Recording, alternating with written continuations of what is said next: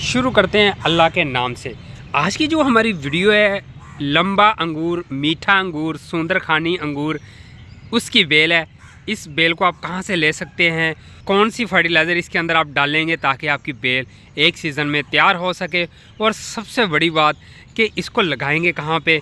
और इससे भी बड़ी बात पता क्या है कि आपको जस्ट एक छोटा सा काम करना पड़ेगा कि इस वीडियो को प्रॉपर तरीके से पूरा वॉच कर लीजिएगा ताकि आपको अंगूर के बारे में कहीं और से इन्फॉर्मेशन इकट्ठी करने की झंझट ना रहे। इस वीडियो के अंदर आपके साथ तमाम कुछ शेयर होने वाला है। और सबसे बड़ी बात पता क्या कि ये कि आप जहाँ पे इसको लगाने वाले हैं, जिस गमले में, ये छोटा गमला नहीं चलेगा, 12 इंच, 20 इंच, 22 इंच, भूल जाएँ यार, आपको बड़े साइज़ का कुछ चाहिए। हाँ, ज़मीन है तो वेल एंड गुड आपके लिए। अगर जिन दोस्तों के पास ज़मीन नहीं है, जैसे मेरे पास नहीं है, तो आप इसको कहाँ पे लगाएंगे ताकि कि ये प्रॉपर तरीके से बेल बन सके, तो वो भी आपके भाई ने ढूंढा हुआ है। और वो कहाँ से मिलेगा और ये कहाँ से मिलेगा। सबसे पहले इन्फॉर्मेशन इसकी शुरू करते हैं सुंदरखानी अंगूर की। जो पोट है उसकी बाद में मैं आपके साथ शेयर करने वाला हूँ, पोट दिखाने वाला हूँ यार, परेशान नहीं होना आपने। अच्छा, सुंदरखानी की बेल ये है, ये एक नस्ल है और इसकी बहुत सारी वैरायटीज़ मार्केट के अंदर अवेलेबल होती हैं। इसकी आप बेल को ले सकते हैं। बेल क्या होती है कि एक कलम आप लेकर उसको लगा सकते हैं। तो ये जो कलमे हैं, ये कैसे तैयार करते हैं, बहुत सिंपल तरीका है। अगर आपके पास कलमे आप कहीं से ले सकते हैं, मतलब कलम किसको कहते हैं, एक टहनी इसकी शाख को, ये यहाँ से लेकर मट्टी के यहाँ तक दबी हुई है नीचे, तो ये तकरीबन 1 फीट के करीब होती है या इससे थोड़ी सी बड़ी भी होती है। तो उसमें देखा जाता है कि एक कलम के अंदर कम से कम 4 से 5 इसकी नोट होनी चाहिए। इन नोट को आंखें भी बोला जाता है, जहाँ से ये नए पत्ते अपने निकालती है। तो इसी तरह ये शाखें भी लगाई गई थी मट्टी के अंदर, और इसकी ये देखें, एक नोट यहाँ से पत्ते निकल आए हैं और यहाँ से निकल आए हैं और यहाँ से, और 2 नोट इसकी मट्टी के अंदर हैं जहाँ से इसकी जड़ें निकलनी हैं। जो हिसाब मट्टी के अंदर दबा देंगे वहाँ से जड़ें निकलेंगी, जो हिसाब बाहर होगा उस नोट से पत्ते निकलना शुरू हो जाएंगे। हाँ, जब इसको लगाया जाता है इस कलम को, तो इसको दरख्तों की छाँव के नीचे नर्सरियों में ज़्यादातर लोग तैयार करते हैं। वो इस वजह से तैयार हो जाती हैं, ठंडी मीठी सी धूप आ रही होती है, ना मौसम ज़्यादा हीटअप होता है, ना मौसम ज़्यादा कूल डाउन होता है। तो उस सीज़न में ये बेहतरीन, उस एनवायरनमेंट में ये पौधे आपके उगना शुरू हो जाते हैं। अब पौधा उग गया है, पौधा हम ख़रीद के ले आए हैं अपने घर में।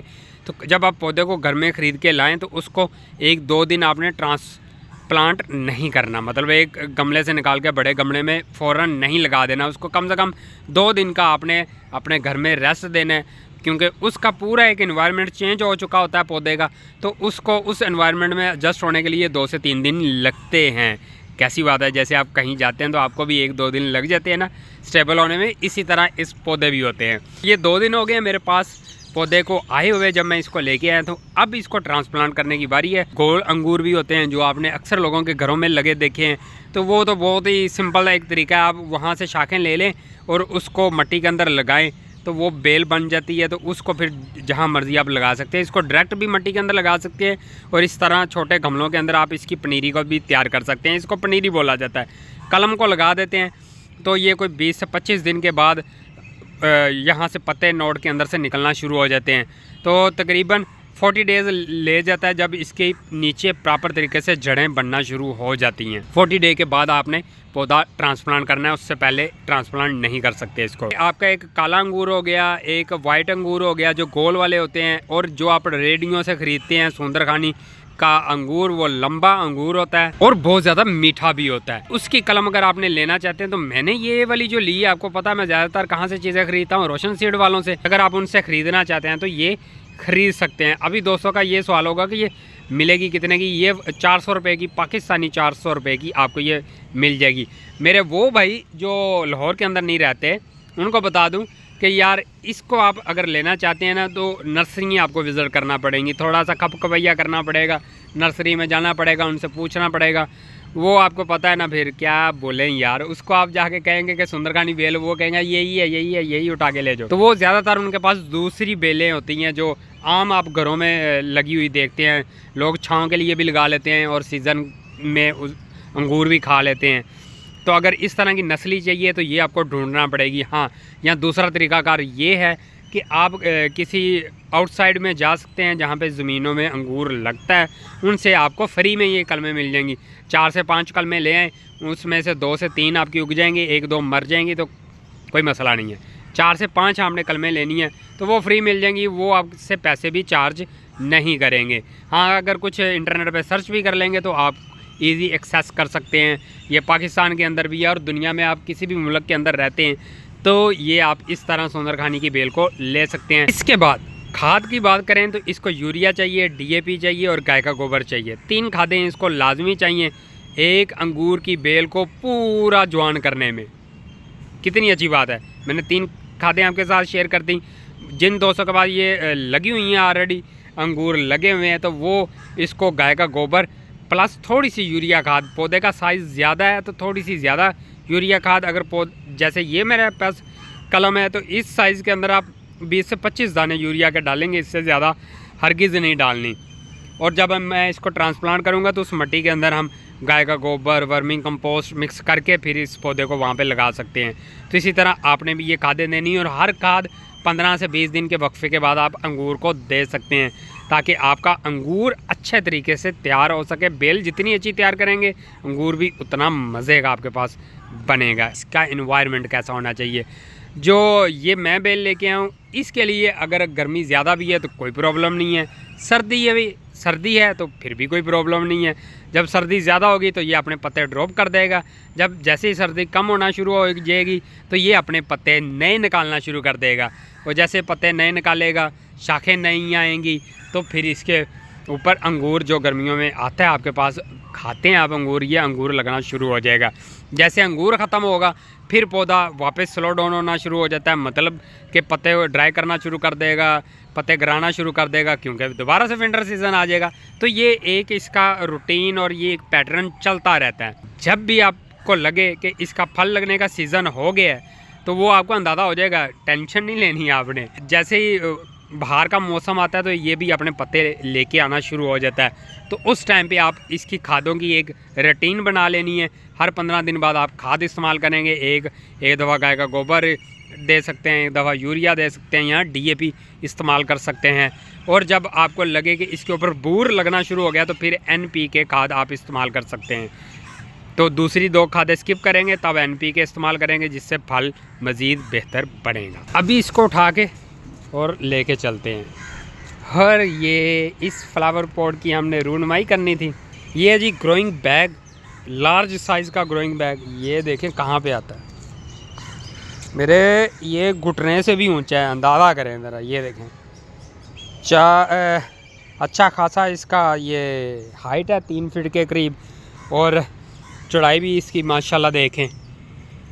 मेरा हाथ ना अच्छा खासे साइज़ का है, इतना छोटा नहीं है हाथ मेरा। 1 2 और ये हाफ से कुछ ज़्यादा है, मतलब इतना ये चौड़ा है जो ग्रोइंग बैग है। तो ये ग्रोइंग बैग देखें कितने बड़े साइज़ का है। ये आप कहाँ से ले सकते हैं, ये जिन दोस्तों ने वो वीडियो देखी है जिसमें मैंने तमाम ग्रोइंग बैग दिखाए हैं, मुख्तलिफ़ साइज़ दिखाए हैं, वो अगर आप देखना चाहते हैं वो वीडियो देख लें।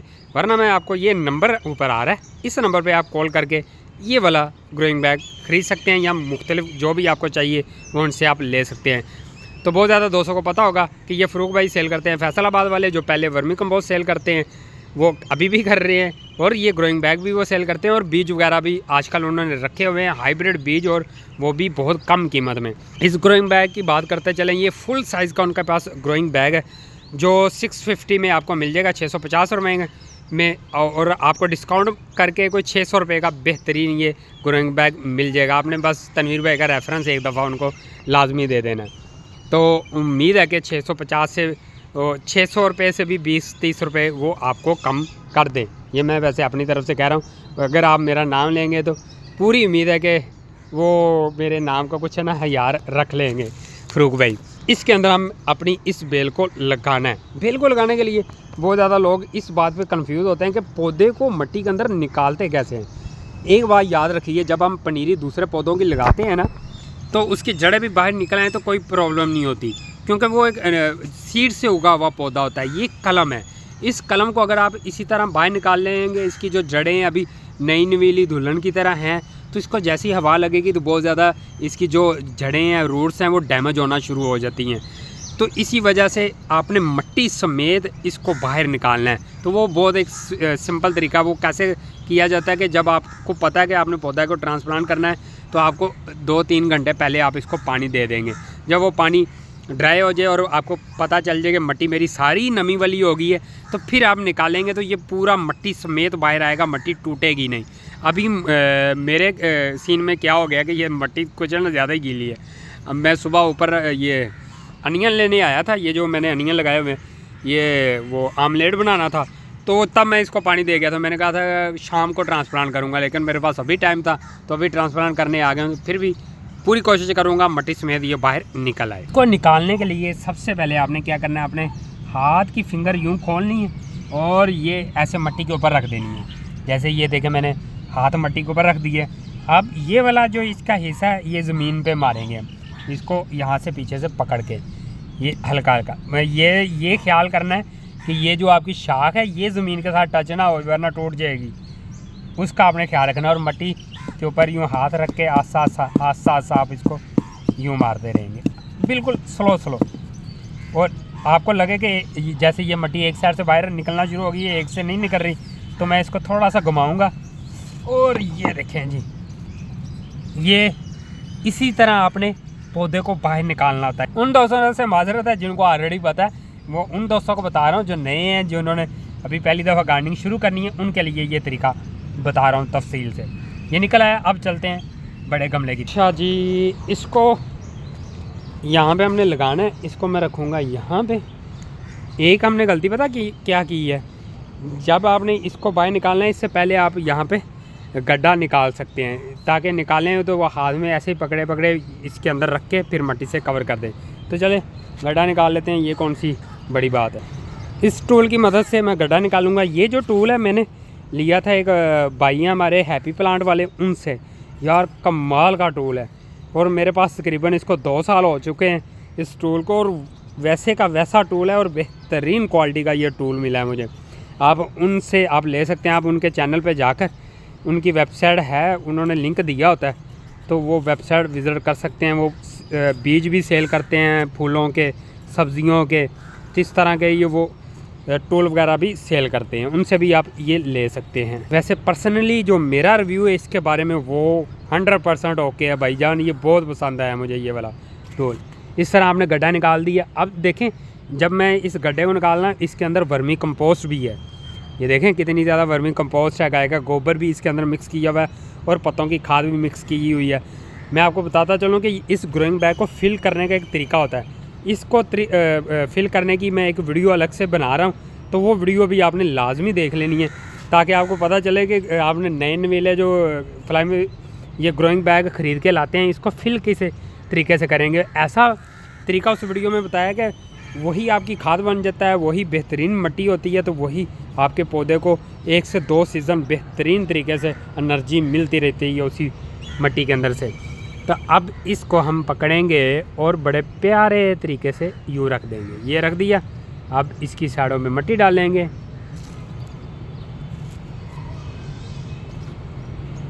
ये देखें जी, ये आ गई जी मिट्टी। कैमरा यार हाथ में पकड़ना पड़ रहा है क्योंकि हमारा ग्रोइंग बैग की हाइट थोड़ी सी ज़्यादा है, तो ट्राइपॉड ऊंचे वाला नहीं था मेरे पास अभी। आप दुआ करें कि आपका भाई ट्राइपॉड भी ले ले और कैमरा भी ले ले, तो फिर हमारा ज़रा वीडियो का रिज़ल्ट भी अच्छा हो जाएगा। जो मेरे पास पहले कैमरा था उसका रिज़ल्ट अच्छा था, आप देखते होंगे, तो अब उसकी वीडियो नहीं आती होंगी। बहुत ज़्यादा दोस्तों ने नोट किया होगा, तो वो इस वजह से कि वो भाईजान मेरा कैमरा हो गया ख़राब। ये बेल लग गई, अब इसको देना है पानी हमने। अच्छा जी, जब भी आप पौधा ट्रांसप्लांट करें तो उसको फर्स्ट टाइम जो भी आपने पानी देना है वो ज़्यादा देना है। इस तरह के पौधे जितने भी आप पनीरियाँ भी लगाते हैं तो एक दफ़ा ज़्यादा पानी आपने लाजमी इस्तेमाल करना है। मैं मौसम के बारे में बता रहा था कि ये मैंने ऐसी एनवायरनमेंट में रखा है कि यहाँ पे सारा दिन धूप भी आएगी इसको, और प्रॉपर धूप मिलेगी तो पौधा अच्छी ग्रोथ करेगा। अगर आप इसको किसी शेड वगैरह में लगा देंगे तो भाई ये अच्छी ग्रोथ नहीं करने वाला। ये आपने अपने ज़हन में बैठा लेना है। ये हो गया जी पानी, इसको मैं पानी दे दी। मट्टी मैंने ऑलरेडी ये ग्रोइंग बैग वाली नमी वाली की हुई थी, 1-2 दिन से मैंने मट्टी इसके अंदर डाल के रखी हुई थी, इस वजह से कि इसको मैंने पानी भी अच्छा खासा मट्टी को दे दिया था ताकि ये मट्टी मज़ीद नीचे बैठ जाए जो इसने नीचे बैठना है। तो सिंपल है जी, इस तरह आप अंगूर की बेल को लगा सकते हैं। कोई इसके अलावा आपको इन्फॉर्मेशन चाहिए अंगूर की बेल के बारे में तो कमेंट बॉक्स आपके लिए हाज़िर है, आप सवाल पूछ सकते हैं और मुझे इन्फॉर्मेशन भी दे सकते हैं। अगर आपके पास अंगूर के बारे में कोई भी इन्फॉर्मेशन है तो मैं कोशिश करूँगा नेक्स्ट टाइम वो भी अपने व्यूवर्स के साथ शेयर करूँ। आप मुझे सजेशन भी दे सकते हैं। तो हम मिलते हैं एक नेक्स्ट वीडियो के साथ, तब तक के लिए अल्लाह हाफिज़, बाय बाय।